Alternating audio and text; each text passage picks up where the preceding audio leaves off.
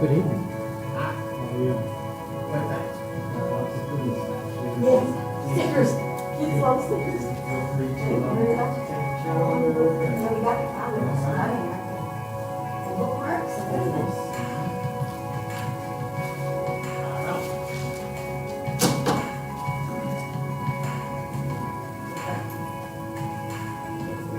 Yeah, yes. March the 13th. Let's do it. What day of the week is that? Sunday. I went to Easter. Oh, it's 20. Easter must be late. Tuesday's what it is. Boiling. Like maybe in April. But thank you for that. Tell us.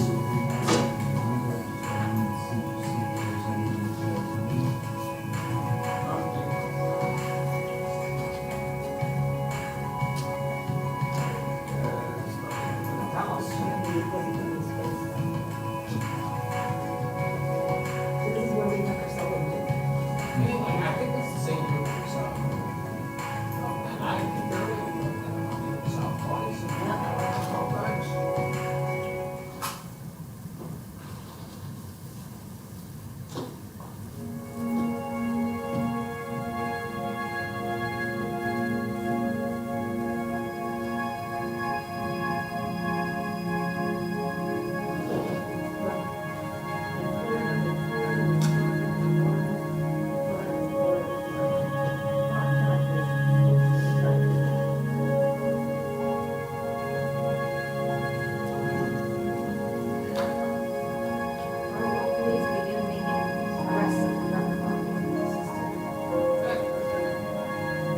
I'm gonna find $100,000 and throw it around some there.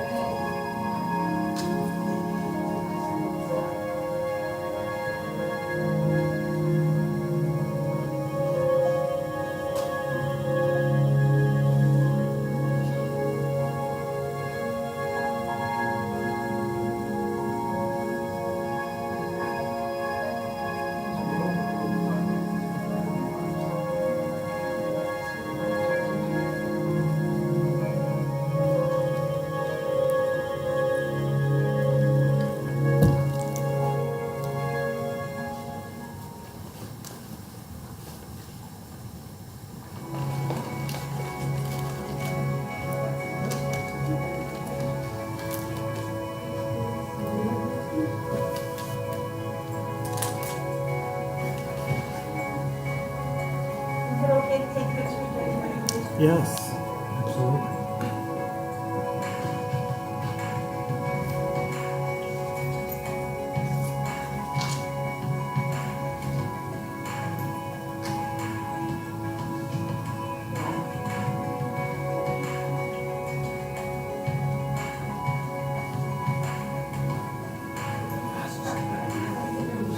They're small ones, you do the small ones. What does your watch? This is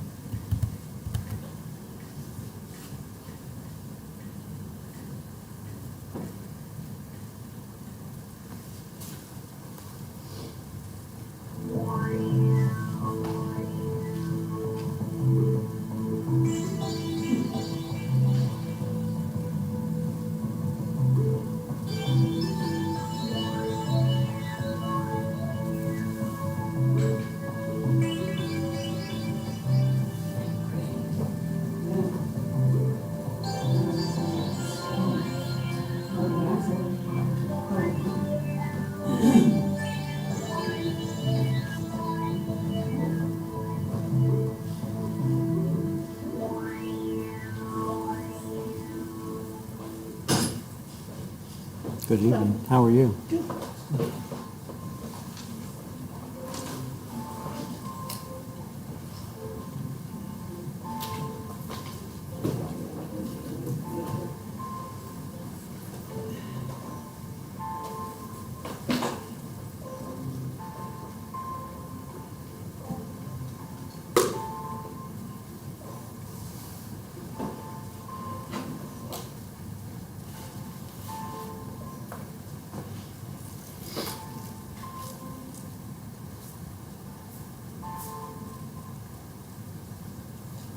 So are these locations of NASA something or others?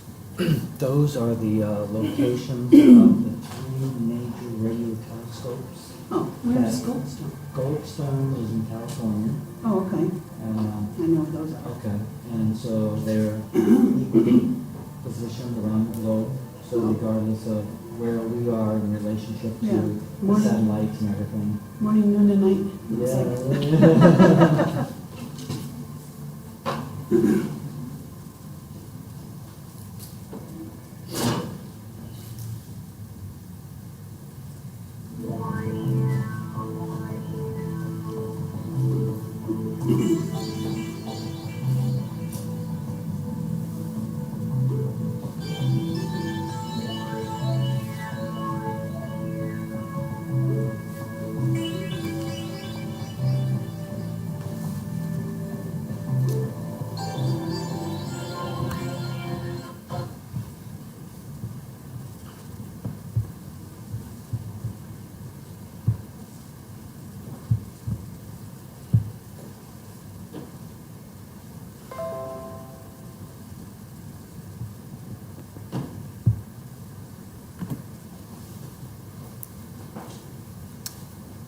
All right, good evening, everyone.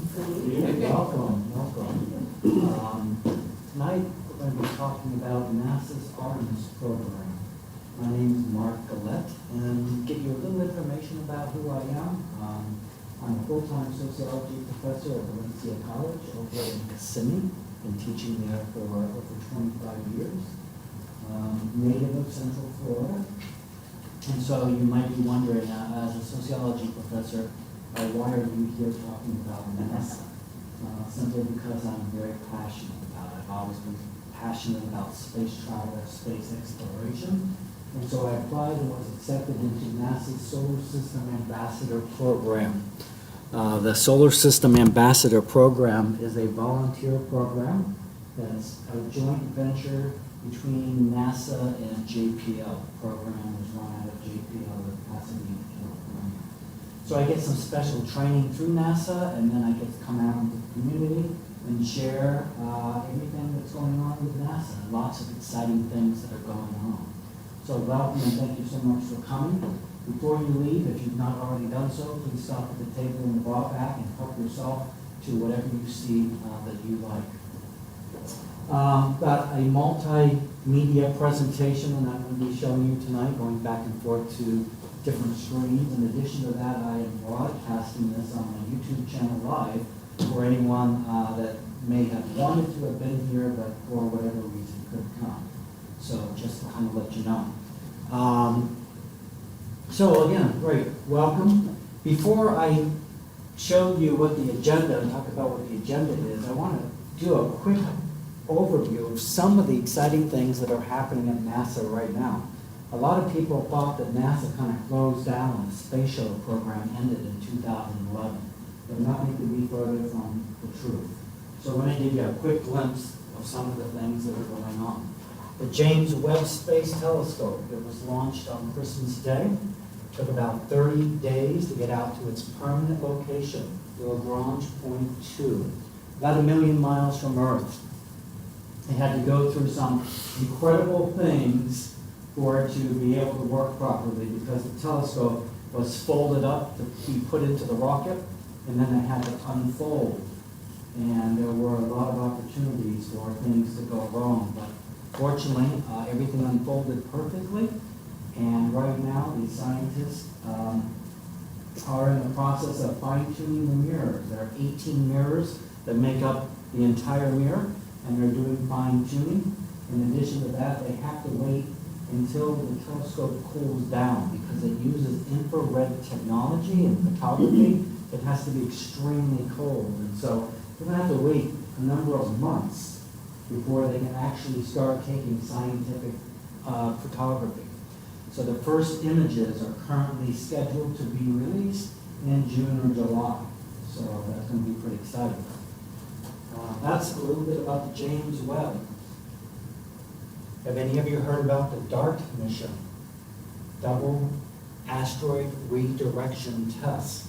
Back in Oh, yeah. November, this satellite launch, and it is in the process of going to a binary asteroid system. Big one, small one, that are gravitationally linked to one another. And the ultimate plan is to crash this into the smaller one to see if it can nudge it slightly off course. And so the thinking is, if that works, if the day comes when an asteroid is headed towards Earth, much like what happened when the dinosaurs went extinct, we can send something up there and kind of do the same thing and redirect it somewhere else. So this is part of NASA's planetary defense strategy. So when it crashes in, it ruins it? It's gone? Yes, it's going to be Yeah. gone. Okay. Yep, yep, absolutely. So that's a little bit about DART. Lucy. Lucy is a satellite that launched in October, and it is headed to the Trojan asteroids of the Jupiter system. This is the planet Jupiter here, and there are asteroids that precede it and follow it. And so it's going to be exploring some of those asteroids. And the reason is because we will learn more about the formation of our solar system by doing this. So that's the Lucy mission. NASA's Commercial Crew Program. When they retired the space shuttle, as I mentioned earlier, in 2011, there was no way to get our astronauts back and forth from the International Space Station. Knowing that this was going to happen, NASA contracted with two private companies, SpaceX and Boeing, to do that job for us. We were relying on the Russians to get us back and forth. And so NASA, again, contracted with SpaceX and with Boeing. So if you do keep up with the news, and I'm thinking that if you're here tonight, you probably keep up with NASA news. Boeing has been doing, SpaceX everything's been going very well with SpaceX. In fact, April the 15th, they will be taking Crew 4 up to the International Space Station. So this will be the fourth trip of astronauts. The other company, Boeing and ULA, United Launch Alliance, things have not been going very well there. They launched their crew capsule called the Starliner back in December of 2019, and it was supposed to autonomously dock with the International Space Station, and they ran into some software problems. So they were not able to dock, and they've been working on those problems since December of 2019. Oh, geez. Currently, they are looking at trying to do another launch of their crew capsule. Again, the Starliner it's called, and that is currently scheduled for sometime late spring, early summer. If that goes well, then later this year, they will be bringing their first crew of astronauts up to the International Space Station. Okay, you said that wasn't able, were they able to retrieve that? Did land. Oh, They did were able land, to bring okay, it back. okay, I was just curious whether or not it just decided to go off. Yeah, they were able to control it and bring it back. Oh, okay. So, a lot of things going on, right? One more, Perseverance. Today is the 18th, isn't it? Yep. 17th, so is it today or tomorrow? It will be 1 year that Perseverance, the rover, landed on Mars. So in addition to that, a small little helicopter caught a ride with the rover, and last week it completed its 19th flight on Mars. This is the first time that a helicopter has flown on another planet. So they didn't plan on being able to do this many flights, so it's going way beyond the shelf life that they had anticipated. So the thinking is what they might do is create more helicopters and then include them on other flights. And they can kind of do some scouting work for the rovers, for example, to make sure that where they're going is where they want to go and try to avoid any potential problems. Get a bird's eye view. All right, so that is just a quick overview of some of the things that are going on in NASA, but not all. We've got the Mars Insight lander that's on Mars. We've got Mars Curiosity rover. We've got satellites going around the moon, and I can go on, but tonight we're talking about Artemis. All right? So here's the agenda. I want to talk about the rocket. The rocket is called the Space Launch System. Thinking back to the Apollo era, the rocket was called the Saturn V. All right, so this one is called the Space Launch System. I'll talk about the crew capsule, which is where the astronauts will go on and go on the very top of that rocket. It's called Orion. Talk about, very quickly, show you some pictures of some of the astronauts that probably will be going to the moon and landing and walking on the moon within hopefully the next 3 to 4 years. I'll talk quickly about Artemis 1, 2, and 3, the missions. They're already designed, and I'll show you some diagrams of what the plan is, where the capsule will be going, Orion. What's beyond Artemis 3? And then Q&A. And at any time, if you have any questions or anything, please feel free just to jump in. All right. And I've already told you about the Solar System Ambassador Program. I want to start this by showing you the official logo of the Artemis program, just to show you how much work and thought NASA puts into everything. And so here, every particular component of this has deep meaning. And I mean, to the tip of the egg, they have meaning. And a lot of people, I don't think, will ever have the background knowledge of all of the information that's been jam-packed into this one simple logo for the Artemis program. Now keep in mind that when we went to the moon for the first time back in the late 1960s and 1970s, it was called the Apollo program. Artemis is the twin sister in Greek mythology to Apollo. Okay?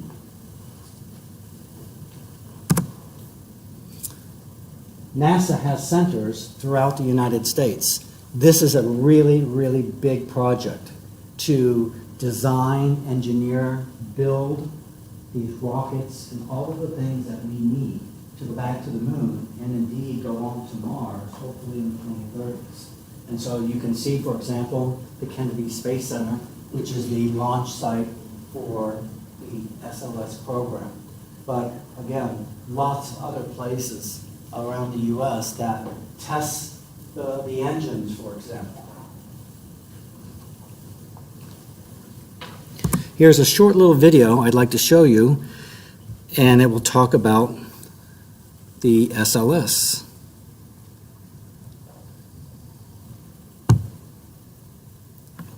Okay. Okay. It might.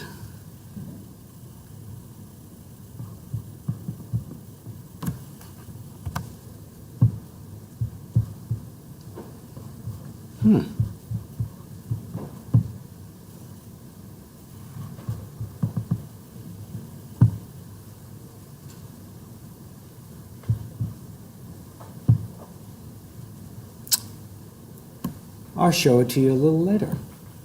Let's talk about this rocket, the Space Launch System. Heavy lift, deep space hardware. What does that mean? It's really, really big. And it's designed to take us a long distance away from the Earth. Consider the Space Shuttle program, 1981, 2011. The Space Shuttle was designed to take us only to low Earth orbit, 250 to 350 miles above the Earth. This rocket will need to take us to the moon, all right? So that's 250,000 miles. And again, then eventually on to Mars, which is millions of miles away. It is evolvable. What does that mean? That means that it can be used to either carry crew, and both of these versions are crew versions where you will put astronauts at the top, but it can also be used to ferry cargo, like satellites, into space. Okay? So there are smaller versions of the rocket and larger versions of the rocket. All right, the first one that will be used for the crew will be the SLS Block 1. This is the one that is currently assembled at the Kennedy Space Center. I'll show you a picture of it a little bit later. And if all goes well, within the next 3 to 4 weeks, this is supposed to be rolled out of the vehicle assembly building at Kennedy Space Center and out to Launch Pad 39B. They're going to keep it out there for a couple weeks, do some testing on it. It'll be the first time that all of these systems are tested together. Then they're going to roll it back into the vehicle assembly building, do some additional testing, final tweaking, and then hopefully late this spring, maybe early this summer, they're going to roll it back out to 39B and launch it. And I'll show you exactly where it's going to be going a little bit later. So this first launch that will take place, hopefully later this spring, is titled Artemis 1. All right, Artemis 2 is scheduled for 2023, maybe 2024. Artemis 1 will not have anyone on board, no astronauts. It's going to go around the moon a few times, it's going to come back. It's a test of all of the systems in flight. Again, no astronauts. It will be completely controlled from the ground. Artemis 2 will have astronauts on board. They're going to go orbit the moon, return, not landing on the moon. Artemis 3, which up until relatively recently was scheduled for 2024, but NASA announced just within the last month that that's now set to 2025. This is the mission where the astronauts will land on the moon, the first woman and the first person of color. And then again, as I said, this is the rocket that will be used to take us onto Mars in the 2030s. So something to sit by and wait for, huh? I wish. So I'm going to show you a close-up of 2 of the rockets. The first one is the Block 1B view, and you can see all of the different components and parts that make up this rocket. I'm going to be talking a little bit later about the solid rocket boosters and the 4 main RS-25 engines, but this kind of gives you an overview of all of the different components that all have to fit together and all have to work together to get this mission accomplished. And when they do those testing, when they do the testing on the launch pad, hopefully in the next 4 weeks or so, they're going to be testing to make sure all of these are working properly together, because that's not been done as of yet. And here's the Orion capsule right there, the crew capsule, the launch abort system in the event that there's some type of catastrophic emergency that occurs right at launch. This thing will cause the Orion capsule to separate from the rocket. It will pull it up quickly and then move it aside so that the astronauts will be safely returned to Earth.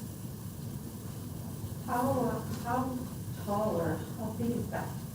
This rocket Or whatever. is, in this configuration, it's slightly smaller than the Saturn V.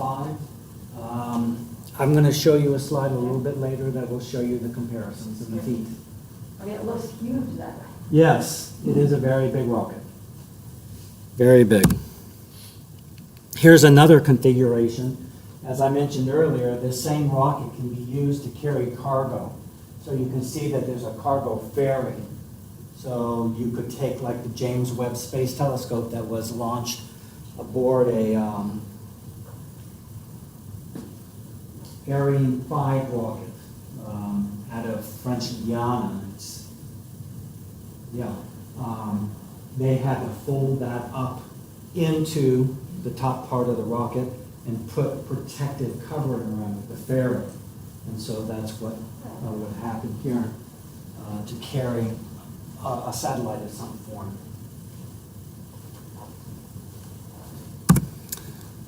All right, so here are the different Artemis programs. PA1, I wrote some notes down here. PA1 is the pad abort test. That was done back in 2010. EFT1, that was done on a United Launch Alliance Delta IV Heavy rocket exploration flight test. Back in 2014, they took the crew capsule, the Orion capsule, they put it on a Delta IV rocket, which is owned by United Launch Alliance, and they launched it up into space, and they did a test. So it's not on the same rocket that's going to be used here, the SLS, but it was a rocket that kind of simulate what the Orion capsule will go through. In 2019, they did the ascent abort system test, and that's what I was just talking about a moment ago. They're on the launch pad, something goes wrong, that they'll carry the Orion capsule away with the astronauts in it, and they won't experience any problems. And then there's Artemis 1, 2022. That's this year. This rocket should be launching late spring, early summer, if all goes well. And one of the cool things, of course, about living in Central Florida is all you have to do is walk out your front door, if it's clear, and look to the east. And there was a SpaceX launch about a month ago or so, and it was right at sunset. And you know that the SpaceX, that they land their first stage, they bring it back and they land it and they reuse it. So normally you have to be pretty close to see that over toward the Cape or Kennedy Space Center, because they launch out of both Kennedy Space Center, Launch Pad 39A, and Cape Canaveral Space Force Station. And so you have to be pretty close to see that first stage come back and land, if it's going to land on land. Sometimes they landed on a barge on the ocean. Well, I was at my house in Davenport, and because of the time and the sun and all the conditions were perfect, I looked up and I'm like, oh my God, there's the first stage coming back, lighting up. And if you didn't see it, you can see this on YouTube everywhere, but I have a YouTube channel. I've got some information in the back. Check it out, go to my YouTube channel, and I actually got some video of this occurred. Now this is like 55 miles away from pad, so it's not going to be like some of the things you can see on YouTube right up close, but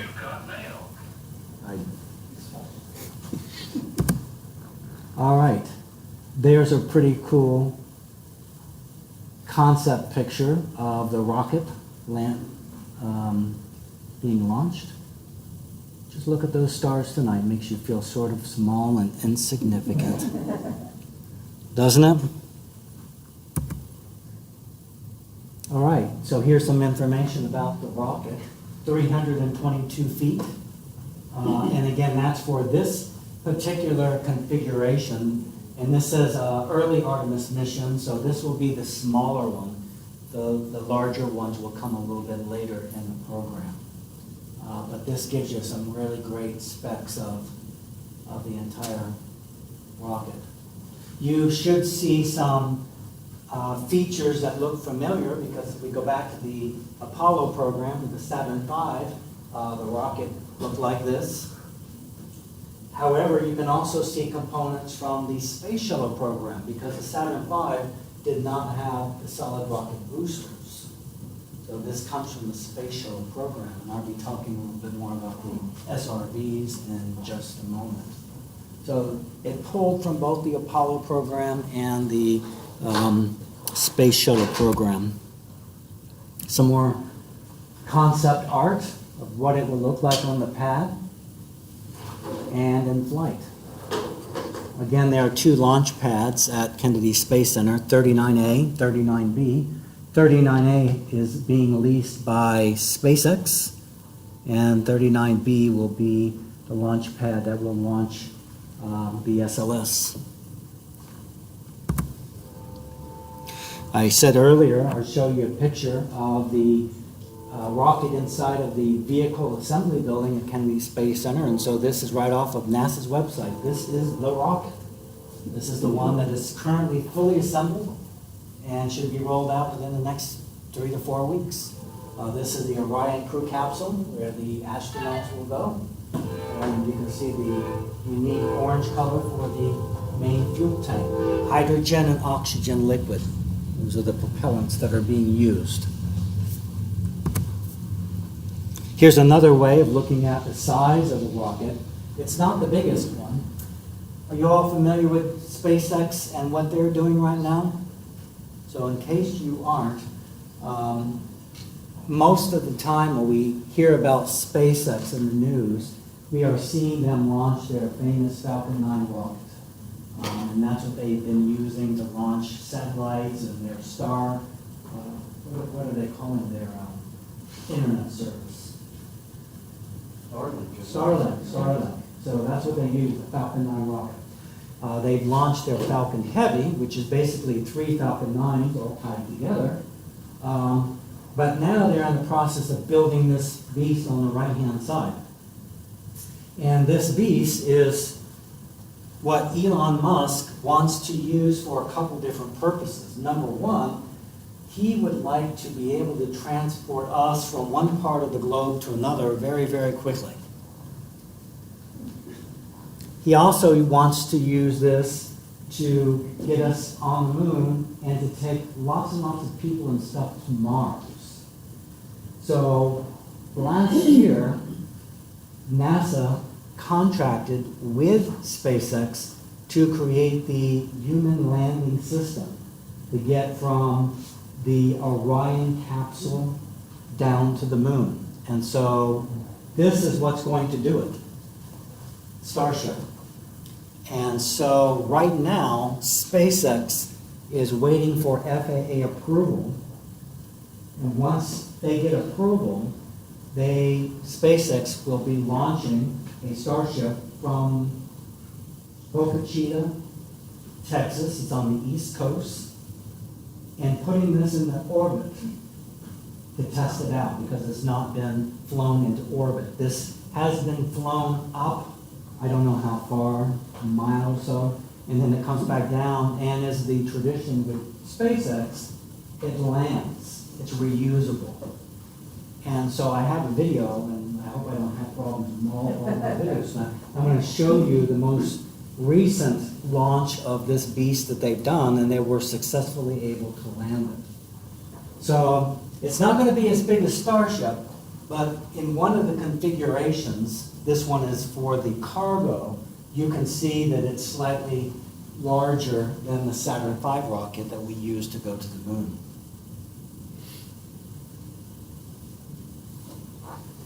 Yeah, I've got a question. Who tracks the space junk and the real satellites that are in orbit? Is that a function of NASA? NASA does that. There are other organizations around the world, I think, that does it. I don't know who they are, but NASA does track that stuff. It's very important because it could become very dangerous, for example, for the astronauts on the International Space Station, which are about 250 miles above us. So they track that stuff. When they talk about a launch window, are they factoring in where the satellites and the stuff that's orbiting up there could be junk, could be real? I don't know.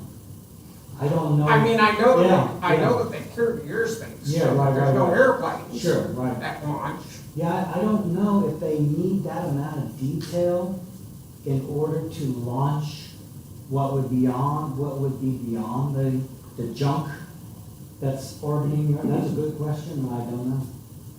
I read something that said a chip of paint can do as much damage up in space as, I don't know, 700-pound thing going at 50 miles an hour. Because all of that stuff up there is Yeah. traveling at over 17,000 miles per hour. back a couple months ago, Russia decided to blow up one of their old satellites. And all they did was make more junk. And instead of having one piece of junk, it created hundreds of pieces of junk, which caused immediate danger to the astronauts aboard the ISS, and they had to get into the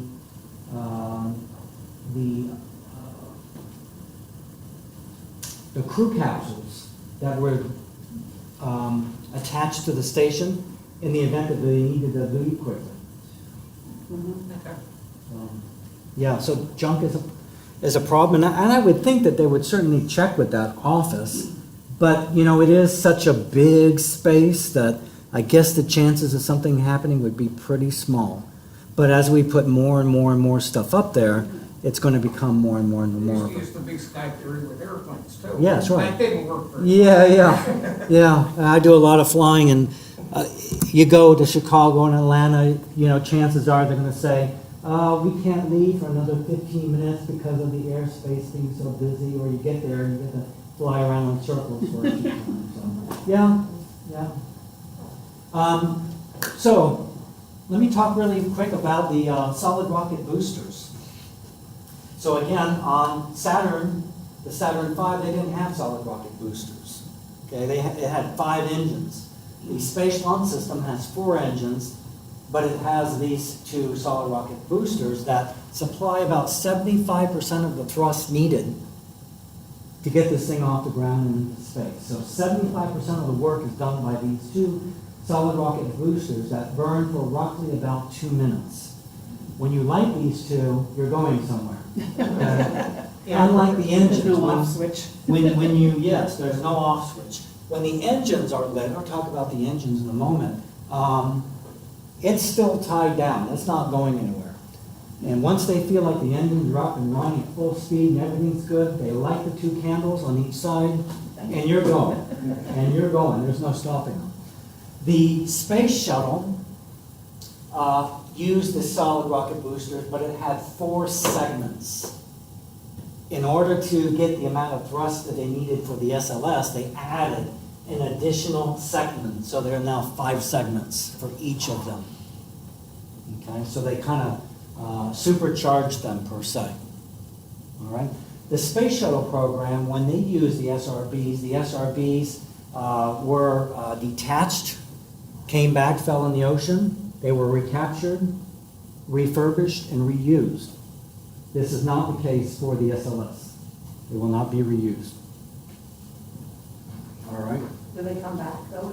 They will come back. Yep, I guess they're splashed down in the ocean, And they retrieve them. and they will retrieve them So from we won't mine, have- but they won't be reusing So there them. won't be our ocean garbage like in this. Yeah, hopefully not. Hopefully not. We got enough of that stuff. We got Yeah, garbage get it. everywhere. Now, is this going to work for me?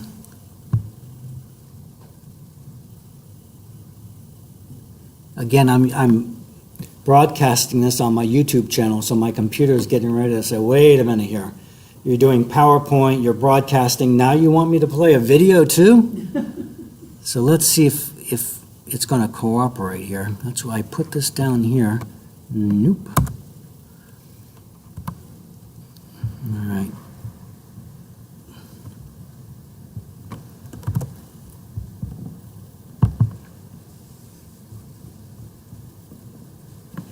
Being tested. 5, 4, 3, 2, 1, fire. Equals 5 seconds.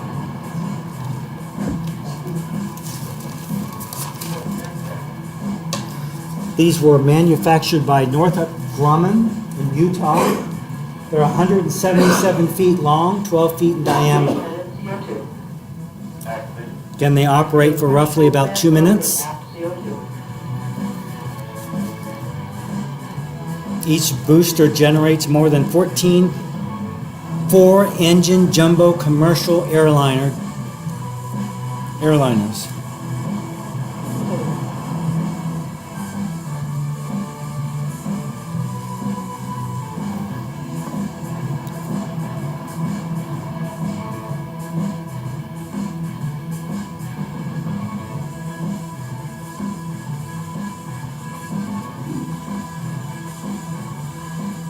So the 2 minutes that they run for, does that get them to some height that Yes. matters? Yes, it gets them, it takes about 8 minutes to get into space, so it gets whatever's being lifted through most of the atmosphere, which causes most of the issues to get anything out, yeah. I have in the last year, I like to have all kinds of hobbies. I'm the type of person that I like to try things. And so I started a new hobby. Don't do this at home? I started a new hobby about a year ago, and it's high-powered rocketry. I don't know if anyone's ever heard of it. So you can go to the store and you can buy the small little rockets that are about this big, and you have the little engines, and then you have something you ignite it, and it goes up about 100 feet or so. So I do high-powered rocketry, where I build a rocket that's like 11 feet tall, 5.5 inches in diameter, weighs like 45 pounds, has a big engine, and it goes up to about 7,000 feet. That was my highest altitude that I did last. You have to clear that with the, I belong to a club, it's called Tripoli, Rocketry Association, and I go down to Plant City, and they get clearance from the FAA to make sure that no planes are going to go into the area, because some of these guys will launch their rockets up to 10,000, 15,000, 20,000 feet, which is nothing compared to some of these people that do this hobby out west, where they will go into the desert, like the Black Rock Desert, and launch their rockets up to 100,000, 150,000, 200,000 feet. They will go to the edge of space with their rockets. And the reason I bring this up is because the propellant that I use in my rocket is the same that they use in these solid rocket boosters right here. So go on my YouTube channel. Don't forget to subscribe and hit the like button, and you know the drill. And you can actually see me if you're interested flying my rocket. I did this last month. There are 3 levels, and I just finished my level 3 certification. So it's fun stuff. If you like seeing rockets blast off, ask me and I'll tell you where to go. And Saturday, you can go down to Plant City and see people launch their rockets. All right, RS-25 engines. These engines come from the Space Shuttle.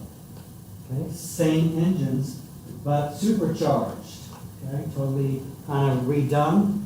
And Space Shuttle used 3 of them. SLS will use 4 of them. And you can see the different components that make up the engine here. Little information about them. Manufactured by Aerojet Rocketdyne. Each engine produces 512,000 pounds of thrust. Now let's compare that to the solid rocket boosters that I just mentioned a moment ago. So one of the engines is 512,000 pounds of thrust, but one of the solid rocket boosters is 3.6 million pounds of thrust. So as I said earlier, the solid rocket boosters do 75% of the work. Okay. So the engines are kind of, of course they have a lot of work to do. Now let me see if I can show you. They got 4 of them, yes. Yep. So let me see if I can get, I think what I would do is the same thing. I got a short little video here of them.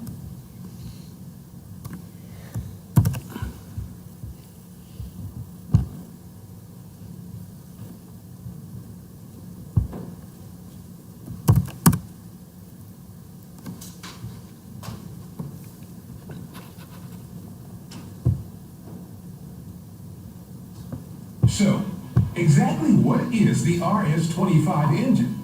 This amazing engine will be part of NASA's Space Launch System, which will be the most powerful rocket in the world, and will send our astronauts to the moon and eventually to Mars.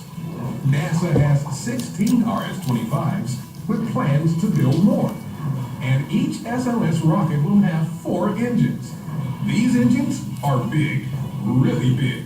The RS-25 is 14 feet tall and 8 feet in diameter. That is about the size and weight of a compact car, or from 2 F-15 jet engines and produces 8 times more thrust.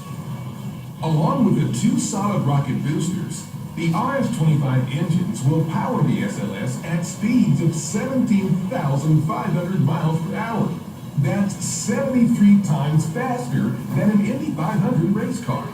For 3 decades, the RS-25 helped propel the space shuttle into orbit. These engines have been modified and upgraded for their bold new mission and are being tested at NASA's Stennis Space Center. These big, beautiful engines are designed to send astronauts on future missions beyond Earth's orbit and advance American leadership in space. To learn more about the RS-25 engine and NASA's Space Launch System, go to nasa.gov/SLS. You can find all kinds of really neat information about anything related to NASA on the nasa.gov website. If you've not been there, I highly recommend it. It's just jam-packed with everything you could possibly imagine. Now let's talk about the crew capsule. This is where the astronauts will go in, and it's called Orion, manufactured by Lockheed Martin. It uses solar panels once it's in space to get its power. It can accommodate up to 6 astronauts, though NASA is currently only planning to send 4 on Artemis 2 and Artemis 3.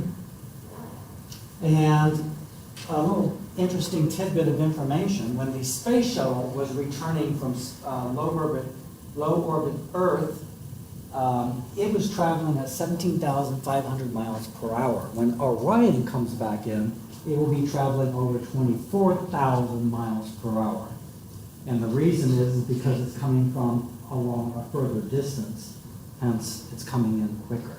Can you imagine being on a ride going 24,000 miles per hour? I mean, I've been on some crazy roller coasters, but of course there's no atmosphere when it's going that fast, so they don't feel like they're going 24,000 miles per hour.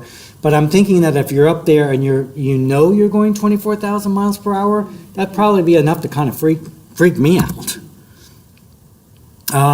So here are the different components that go with the Orion spacecraft, the Orion crew capsule, the launch abort system that I was talking about earlier.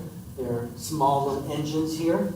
This is attached to Orion, so in the event of an emergency on the launch pad, it picks it up and moves it safely away from the space launch system. Will it go away after launch, but there's no use of it, then it'll stay attached? It'll. Oh, yes, so after launch, and after it gets a safe distance up after launch, then yes, this separates and falls back down to Earth, yes, because it's no longer needed.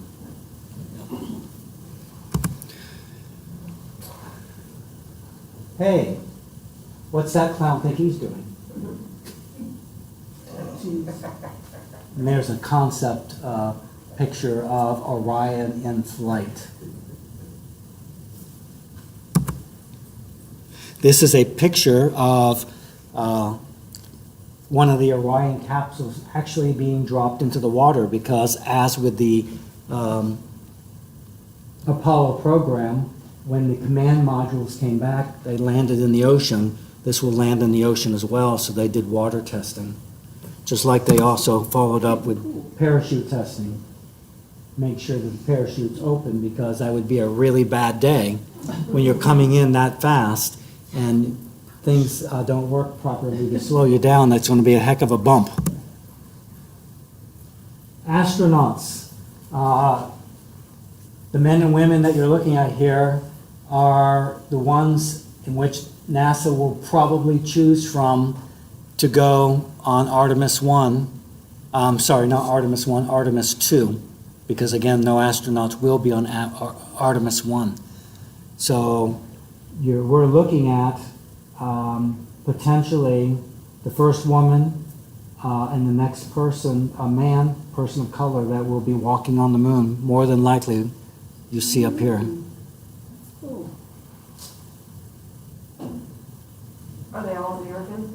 Yes, they're all Americans.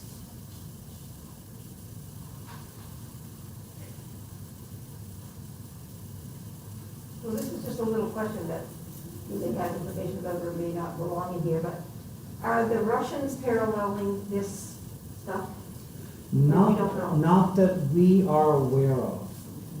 The Russians are currently, unless I'm mistaken, they are currently building their own space station. Now, the International Space Station, which has been in operation since 2000, NASA decided just in the last month and a half, to extend its life to the year 2030. But the Russians, I believe, have decided that they're going to build their own. The Chinese have their own and are currently up there in their own. But I don't believe that the Russians have any plans to go to the moon or anything big like what we're doing, other than their own space, building their own space station. I guess that's big. Does the International Space Station stay in the same orbit? Or does it move? Like, I know it's going forward at Yes, it 6,000 miles moves. an hour, but it's changing. Yes, and what you can do if you want to is you can go to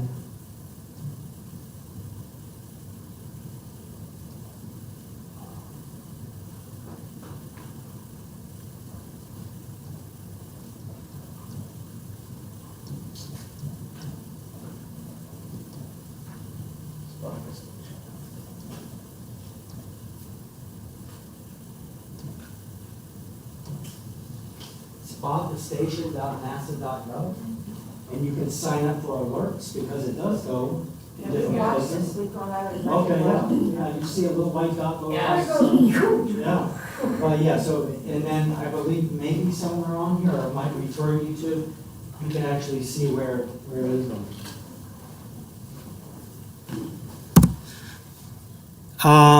Speaking about the crew, of course, they need some type of survival gear, their suit, and so NASA is in the process of completely redesigning the suits. One of the problems that the Apollo astronauts had, they were not very maneuverable, and they had a lot of problems walking and picking things up. And so one of the major objectives is to make moving around, walking, and using their arms and hands a lot easier.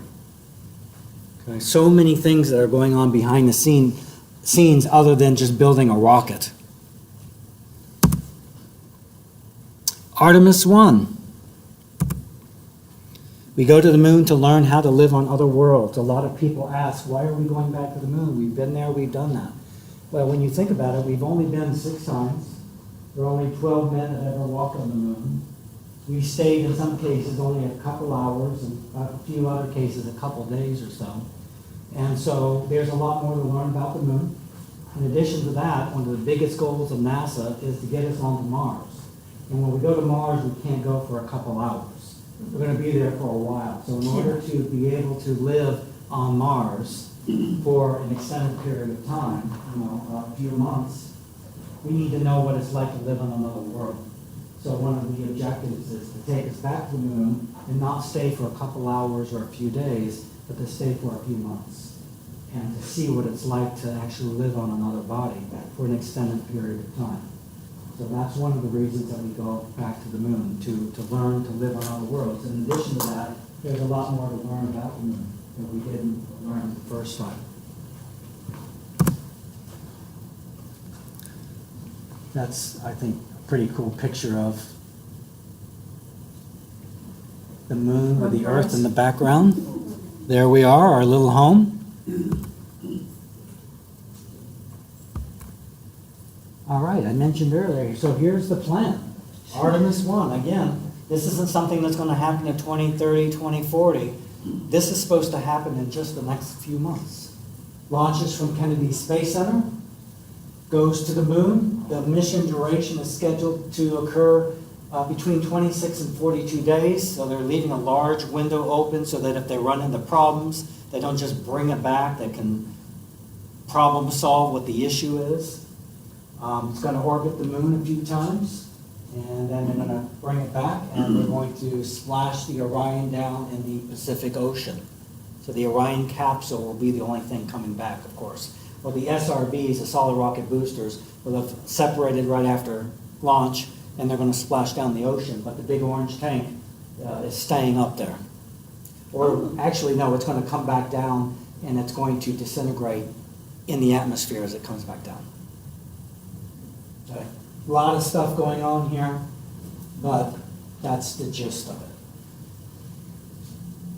So is there a reason that orange was chosen? Like, do you know that? Like, why did they go to that? Like, it looks different? Is it easier to see? Is it? I don't know. I can answer that question for their not costume, but their spacesuit. Okay. So back in the day, they were white, but after, was it Challenger in 1986 that exploded? They decided to make them orange so that they would be easily spotted, the astronauts, if they ended up in the ocean or something. So now they generally stick with the orange suits, but I don't know, because the very first space shuttle that launched in 1981 with John Young and Bob Krypton on it, the main tank, the fuel tank, was white. And I think the next one, there were 133 shuttle launches. It may have been a couple, then they changed that to orange. And I don't know why, it's a good question. Well, if the white goes up and the sky's kind of bluish white, Yeah. the orange should stand out. Yeah. Artemis 2. So again, this is scheduled to occur hopefully 2023, next year. Might slip to 2024. This is when we have 4 astronauts on board. They launch from Kennedy Space Center. They're going to go and orbit the Earth once, come back, and they're going to splash down in the Pacific Ocean. They're not giving any, how long they're going to be gone. They're not going to be gone 42 days. This is probably going to be maybe about a week, takes a couple days, 2.5, 3 days to get to the moon and to get back, and they're going to be testing the system. So this, I'm thinking, probably will be 7 to 9 days, the mission. Things are moving along, and I'll show you how things are moving along. This is the Orion crew capsule for Artemis 2. So they've already got this at the Kennedy Space Center for Artemis 2, which is going to occur next year. So things are really rolling. Artemis 3. So here's the plan. Launch from Kennedy Space Center, 4 astronauts on board, take them to the moon, use the Starship that I showed you earlier, that Elon Musk and SpaceX is building, land on the moon, stay a few days, first mission, Artemis 3, we're going to stay a few days, go back up, return in the Orion capsule. Now eventually I'm going to show you, I'll talk about that in a moment. But so that's the plan for Artemis 3, the landing on the moon, 2025. That's currently what's scheduled.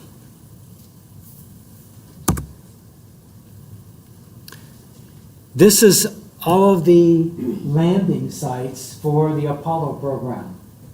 Apollo 11 and 12. 13, of course, didn't go well. They didn't land. 14, 15, 16, 17. And so you can see, one of the things that you can see is that the landing sites are relatively close to the equator. But with the Artemis program, we're going to the South Pole. And the reason that we're going to the South Pole is a few reasons. One being there is ice water. So we need water to live. And they can also use that water by splitting it apart as propellant. Yes.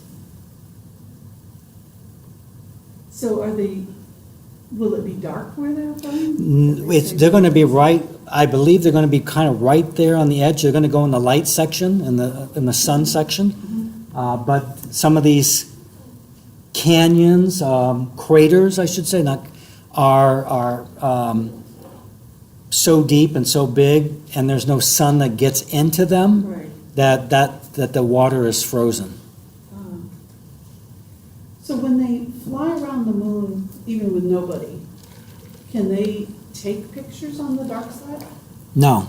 Well, yeah. Yeah, they should be able to. Yeah. Oh. Yeah. Have we done that before or not? Yes. Oh, yeah? Yeah. And China landed a rover on Mars, on the moon not too long ago, and yeah, yeah. So with the Artemis program, it should be completely loaded with all kinds of really cool state-of-the-art 4K video and pictures. So we should be seeing some pretty neat stuff when this thing gets launched in the next couple months. There's the Artemis 3 Orion capsule. It's already at Kennedy Space Center. I showed you the second one a moment ago. Yeah. This is for the one that's going to land on the moon. Well, this isn't going to land on the moon.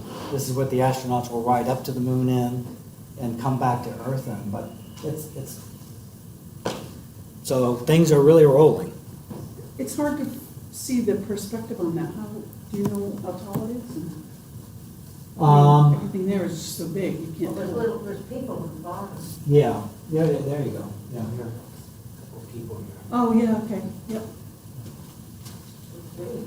If you have you all ever been to Kennedy Space Center, the visitor complex? Gotta go. It's incredible. And they have the one that I was mentioning earlier that was launched on that Delta IV Heavy rocket back in 2014 and came splashing down.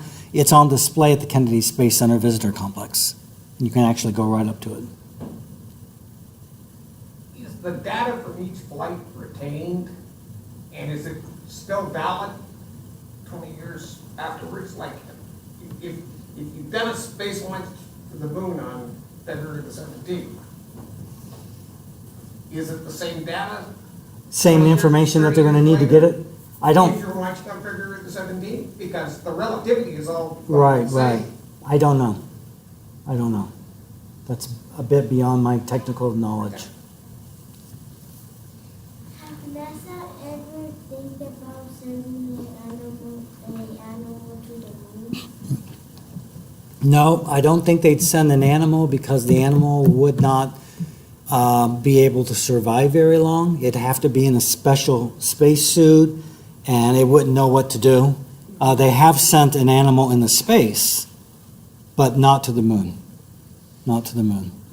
Maybe one day you can become an astronaut and you can take a cat or dog along. Or onto Mars. Now, here's the starship that I was talking about earlier.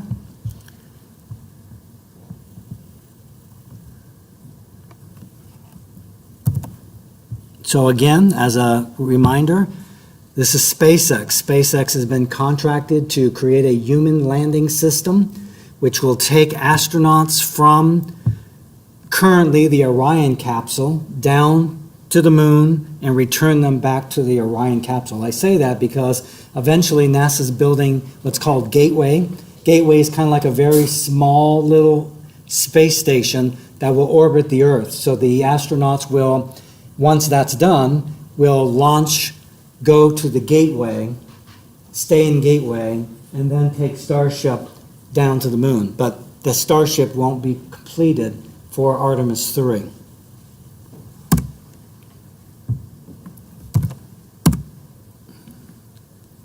So here is some video of this Starship, and I'm going to kind of fast forward it. On the launch pad, again, this is Boca Chica, Texas. This is the, remember that picture I showed you earlier? It was on the far right-hand side. This is only the top portion. This is not including the booster. So let me see if I can fast forward this so you can see this thing take off. And then it's going to go up, it's going to do a belly flop, and then it's going to come down and land.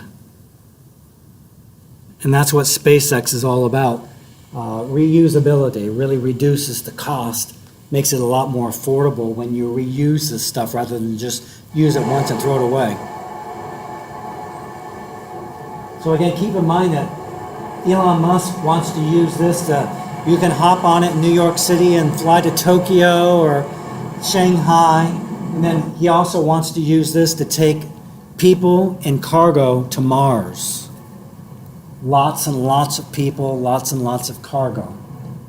So it was a cloudy day when they did this. And so I'm going to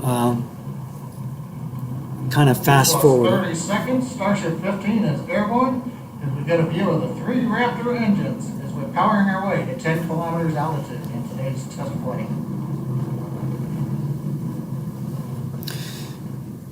To me, watching these SpaceX first boosters land is almost more exciting than watching the actual launch. So watch this thing land.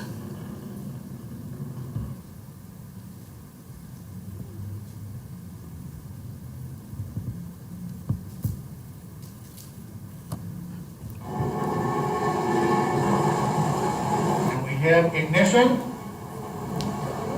Starship heading back to the landing zone. It's weird. It's amazing. They did many tests, and none of them ended well until this one. They'd fall over and blow up, or they just blow up.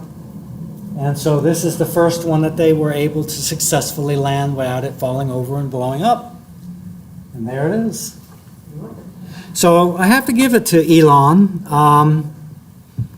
He has certainly set his mind on something, and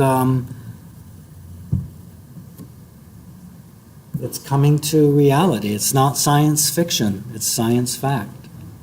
Continuous presence on the moon. So that's the goal. That's the goal, is to eventually get astronauts coming back and forth the Earth and spending a certain number of time, a couple months, 2 or 3 months on the moon, and then another crew coming and replacing them. I mentioned Gateway a couple moments ago. This is kind of like a small space station that will orbit the Earth. So it won't be just going from the Earth and landing on the moon and returning. It's going to be going here and then landing from this small space station. We're using this as a jump-off point per se. But this isn't going to be completed for Artemis 3. A couple of neat little artist concepts of what it might look like when we go back to the moon.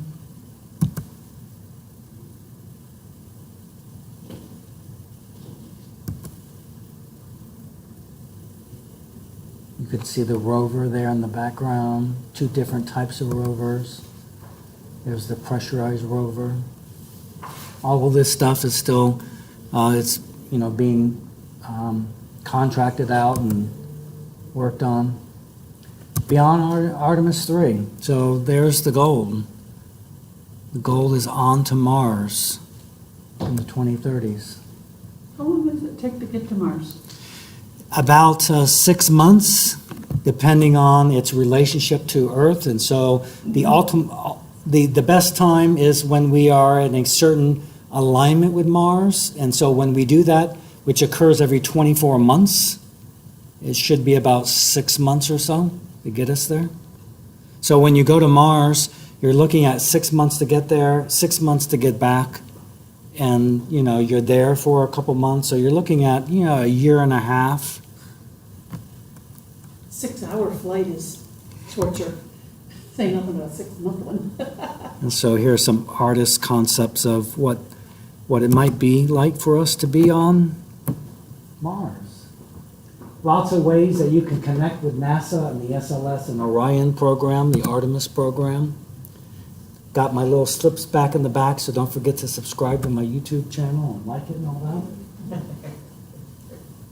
We're just about a couple minutes over, so if you have any questions or anything that I can answer for you? Well, I appreciate you coming so much. Thank you. Before you leave, a couple of things. Please help yourself to what's back there. Also, NASA likes it when we get pictures of our audiences, because periodically what they might do is take a picture and send it to headquarters in Washington, D.C., and then who knows what they might do with that. If you are receptive to the idea of getting a picture, then come on up. I do have a form that I have to have you sign for legal reasons. And so I will put this here if you'd like to. And I'd have to, whoever would like to be in a picture, I'd have to have every individual person fill one out. And if you're not comfortable with that, that's absolutely fine, no problem. But thank you so much for coming. I hope that you enjoyed it. I hope you learned something. Check out nasa.gov. It's incredible. There's all kinds of great stuff. Please take some items with you. Thank you. Thank you. I'm going to end the YouTube live broadcast here.